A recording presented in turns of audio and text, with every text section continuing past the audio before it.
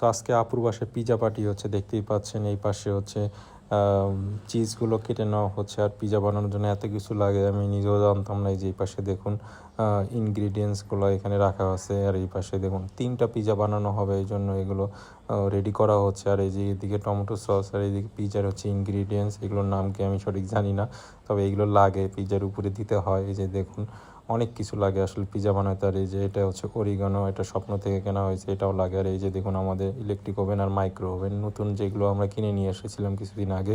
আর এই যে পিজার ডোটা দেওয়া হচ্ছে, একটা বড় পিজা হবে, একটা ছোট পিজা, একটা মেবি 8 ইঞ্চি, একটা হচ্ছে 12 ইঞ্চি।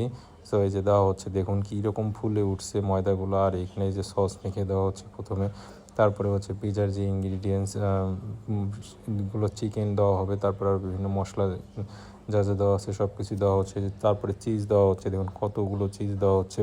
সো যত চিজ দিবে তত মজা হবে। সো এখন আমরা উঠিয়ে দিয়েছি, যে আমাদের নতুন ইলেকট্রিক ওভেনে উঠিয়ে দেওয়া হয়েছে। এখন এটা আমরা 20 মিনিট ওয়েট করবো, 20 মিনিটের মধ্যে আমাদের পিজা রেডি হয়ে যাবে। সো দেখুন এই যে পিজাটা ভিতরে ফুলতিছে, সো একটু পরে আমরা নামিয়ে ফেলছি। দেখুন এই যে আমাদের পিজা কিন্তু রেডি হয়ে গেছে খাওয়ার জন্য। সো আমরা এখন গরম গরম পিজাটা টেস্ট করব। আমাদের আর তো সহ্য হচ্ছে না, কারণ দেখি বাসায় বানানো পিজা কেমন হয়েছে। কারণ আমরা তো রেস্টুরেন্টে যে পিজা খাই, বাট বাসায় বানানো কিন্তু একটু কঠিন আর অনেক কিছু লাগে। সেই জন্য অনেকে এই প্যারাটা নিতে চায় না। সো এখন আমরা এই পিজাটা কাটবো, কেটে তারপরে আমরা স্লাইস করে তারপরে আমরা ট্রাই করব। সো চলুন পিজাটা ফার্স্টে কাটা হোক। পিজা কাটার জন্য কিন্তু অন্যরকম একটা মেশিন আছে, এই যে দেখুন এটা দিয়ে মূলত পিজা কাটে। এই যে এটা দিয়ে কাটা হচ্ছে।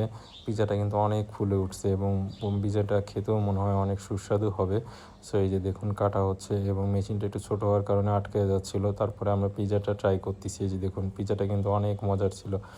সো ভিডিওটা কেমন লাগলো অবশ্যই কমেন্ট করে জানাবেন। আল্লাহ হাফেজ।